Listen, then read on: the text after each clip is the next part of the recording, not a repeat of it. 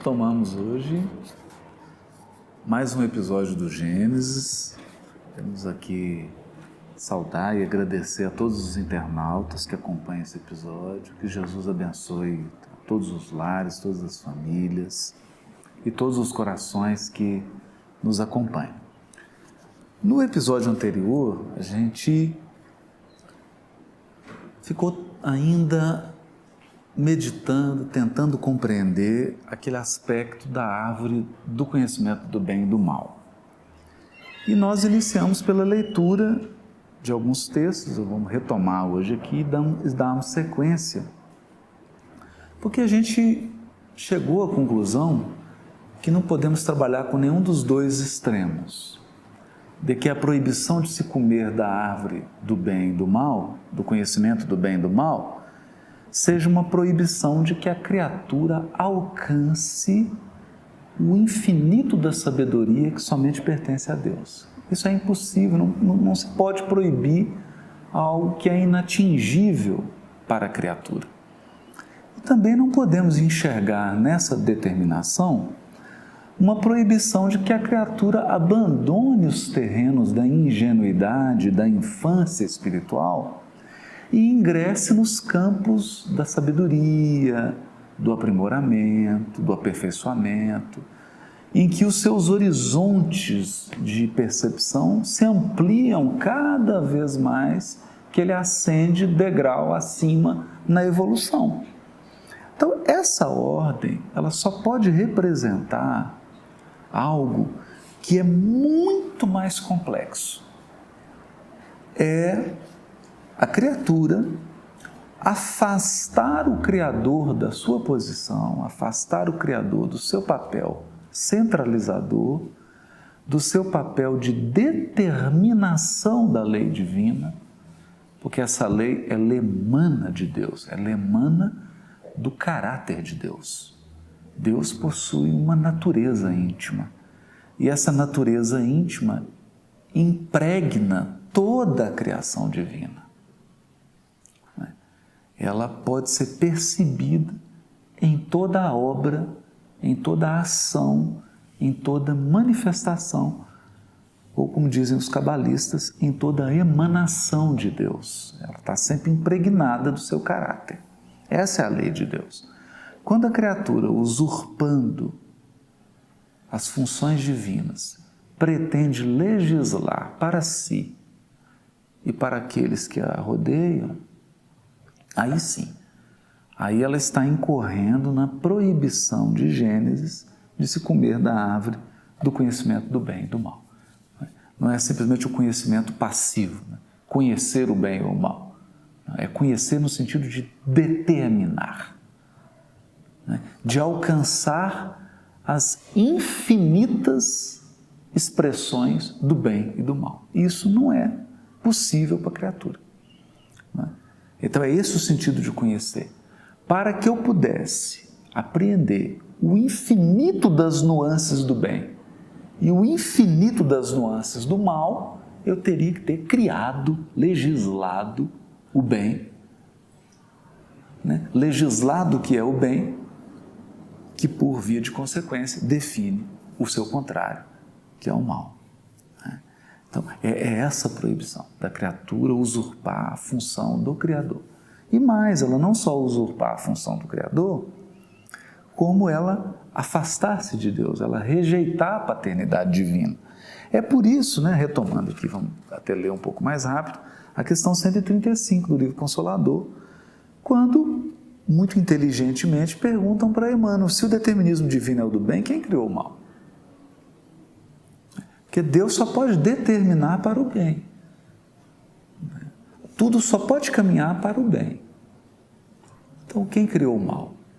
E aí ele explica, Emmanuel diz assim, o determinismo divino se constitui de uma só lei, uma só, que é a lei do amor para a comunidade universal. Todavia, confiando em si mesmo, mais do que em Deus, o homem transforma a sua fragilidade em foco de ações contrárias a essa mesma lei, a lei de amor.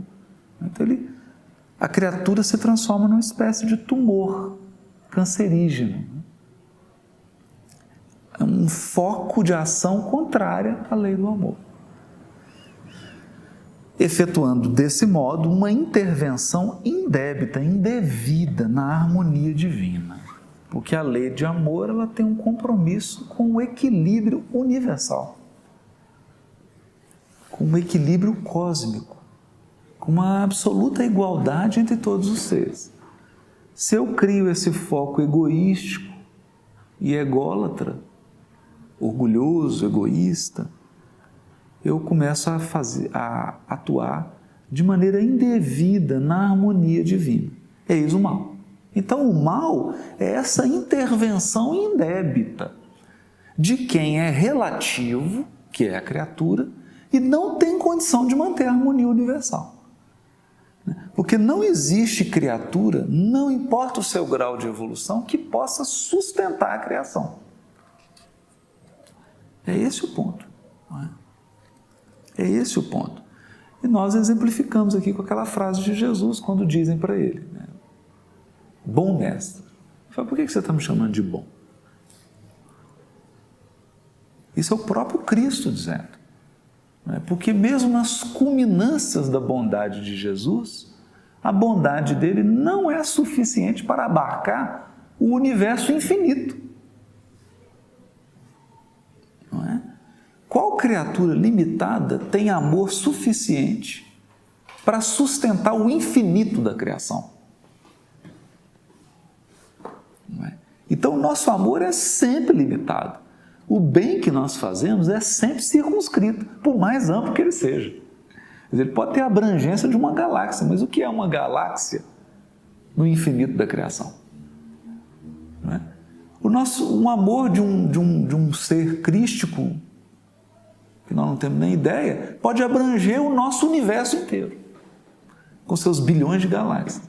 Mas o que é o nosso universo frente à criação infinita? É uma areia, um grão de areia. Então, só há um amor capaz de prover, sustentar, equilibrar e harmonizar o infinito da criação. Esse amor é o amor de Deus. Inesgotável, não se desgasta, não cessa e é infinito nas suas manifestações. Quer dizer, esse amor é inigualável, ele é incomparável. Então é esse o sentido. Quando a criatura interfere nessa harmonia cósmica, é uma intervenção indébita, eis o mal. Urge recompor os elos sagrados dessa harmonia sublime. Então, veja que o objetivo aqui não é castigar. O objetivo é recompor os elos que mantêm a harmonia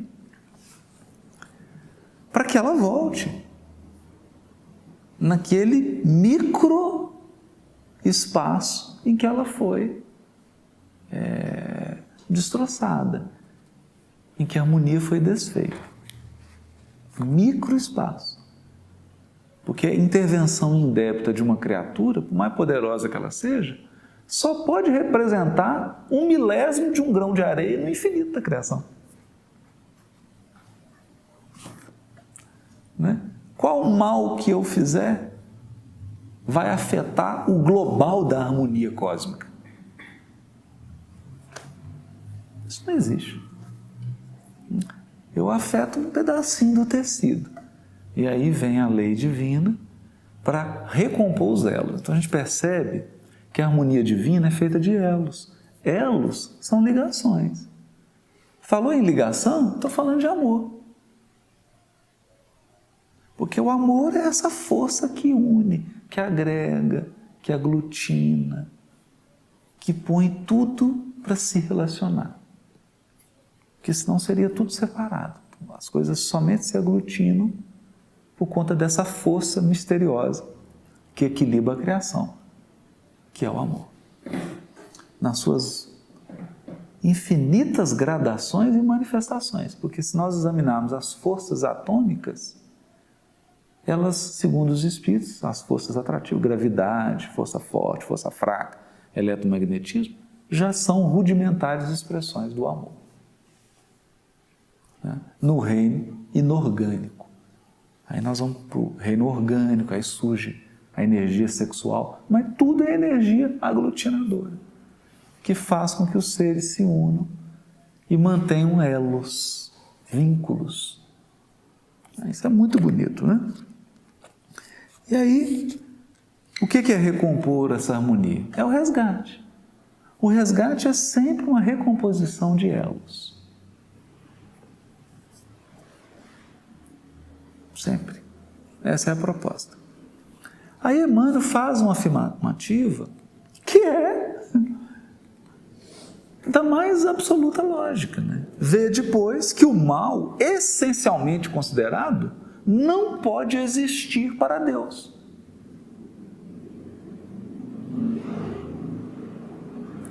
Em virtude de representar um desvio do homem, sendo zero na sabedoria e na providência divina.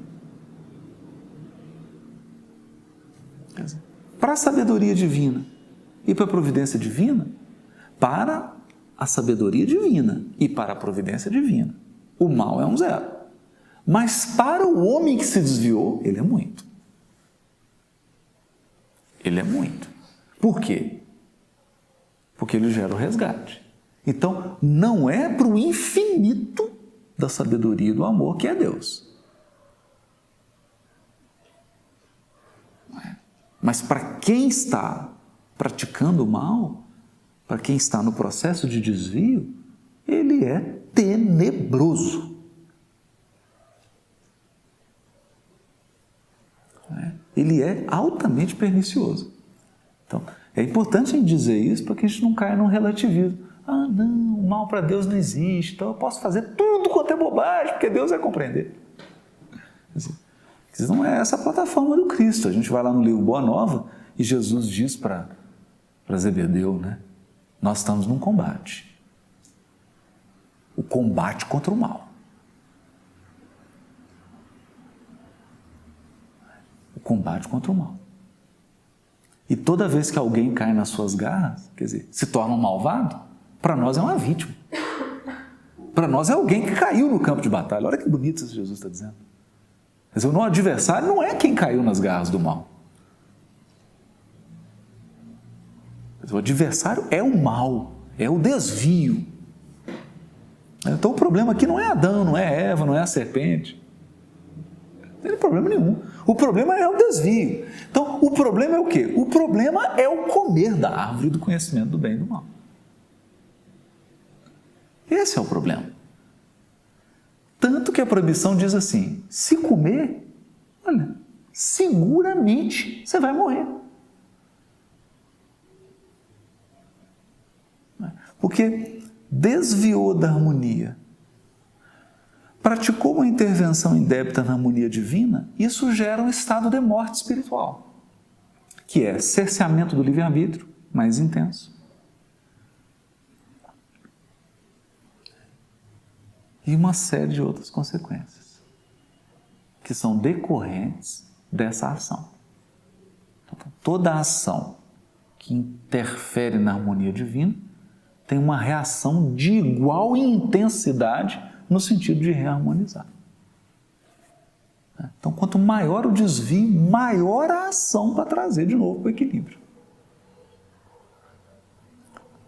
Então, é delicado isso, né? Mas, para Deus, não. O que é para o infinito? Desvio de um homem.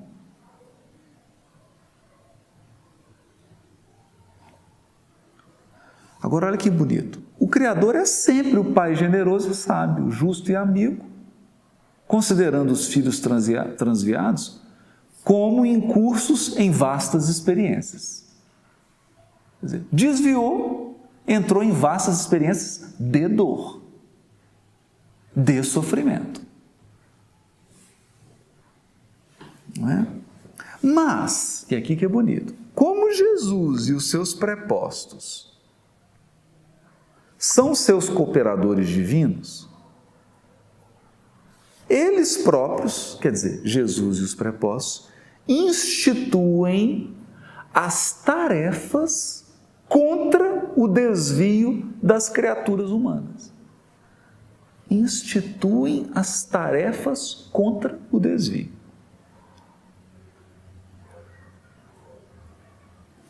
Então, olha que interessante. Deus possui seus prepostos que vão lidar com o desvio. Isso é bonito. Não é? Então, é como se fosse, e é o que vai ser dito aqui, os pedagogos que vão reeducar, restaurar, salvar aquilo que está perecendo, que está em perigo, trazer de novo ao fluxo da vida.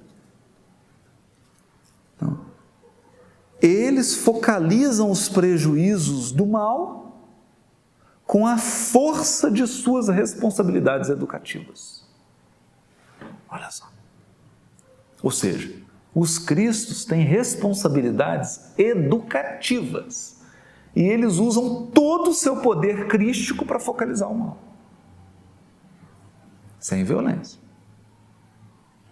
Porque o propósito é reeducar, a fim de que a humanidade siga retamente no seu verdadeiro caminho para Deus. Ou seja, não tem ninguém aplaudindo o desvio, não tem ninguém batendo palma ou estimulando alguém a se desviar. Nós temos que ter cuidado com isso. Temos que ter muito cuidado com isso. Porque o que tem de doutrina espiritualista aí pregando o amoral? Não tem moral, tudo é lícito, tudo é possível. Pode tudo. Né? Viva todas as experiências. Não é isso. Não é isso. Então aqui a Emmanuel está deixando claro, os cristos têm papel educativo, papel pedagógico. Aliás, Paulo já dizia isso. Não é?